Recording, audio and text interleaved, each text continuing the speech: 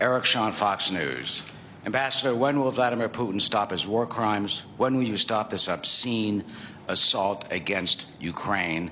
And will Vladimir Putin surrender? And what? Will Vladimir Putin surrender? I heard the first part. And what's surrender what? Surrender your assault and barbaric war against Ukraine. Will you stop in the sake of humanity? When the goals of the special military operations are achieved, it will stop. It was announced from the very beginning. I must tell you that I appreciate your humane approach, but I didn't see that humane approach.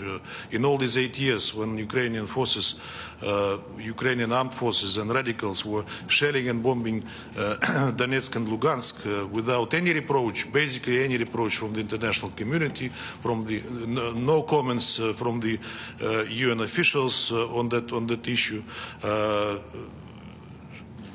Yesterday, there was a barbaric attack of the Ukrainian armed forces who used cluster munitions in which Russia is accused from based on sources which cannot be identified. But they used the cluster munition in the center of Donetsk. 21 persons died, 30 plus wounded.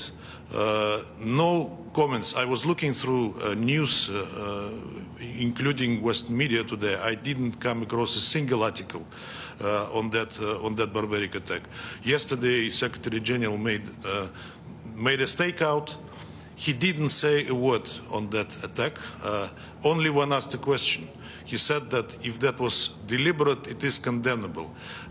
I must tell you that we are very much concerned how UN officials, including the top ones, including the Secretary General, including Under Secretary General Rosemarie DiCarlo, are assessing the situation in Ukraine, accusing Russia of indiscriminate attacks. Secretary General yesterday said that although that attack is condemnable, the most of the destruction comes from the Russian sources, as if he was comparing two events and implying that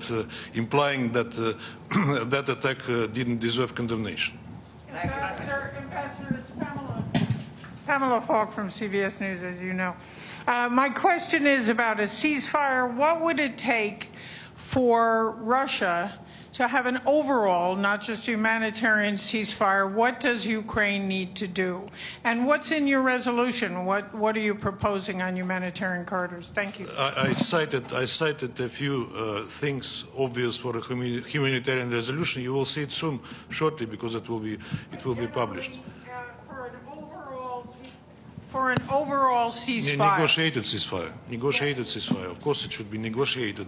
The ceasefire will take place when conditions that were put forward by Russia will be implemented, and they are very well known. And could you just lay it out what those conditions are? Demilitarization of Ukraine, denazification of Ukraine, no threat which would come from that territory, from that country to Russia, no joining NATO. President Zelensky announced just a few hours perhaps ago that he understands that Ukraine will not join NATO, citing in particular his disappointment with the way NATO reacted, but the goal of Ukraine joining NATO is in the Ukrainian constitution, so it should be dropped from there first and foremost. I think that's enough. Question, Ambassador, on the parallels we hear, sir, between the U.S. invasion of Iraq in 2003. You've been very critical. Russia has been very critical. You've also been very critical of the 2011 invasion attack on Libya led by NATO.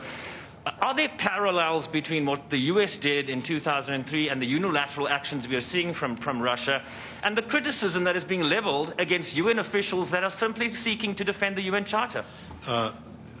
Every situation is unique, but I do not recall the level of outrage, hysterics that U.S. invasion of Iraq. They tried to be Kofi Annan fired. Sorry? They tried to get Kofi Annan fired, so I would argue they were... No resolutions, nothing, if you remember. No resolution of the Security Council, nothing that would be comparable to what we're experiencing today. Thank you very much.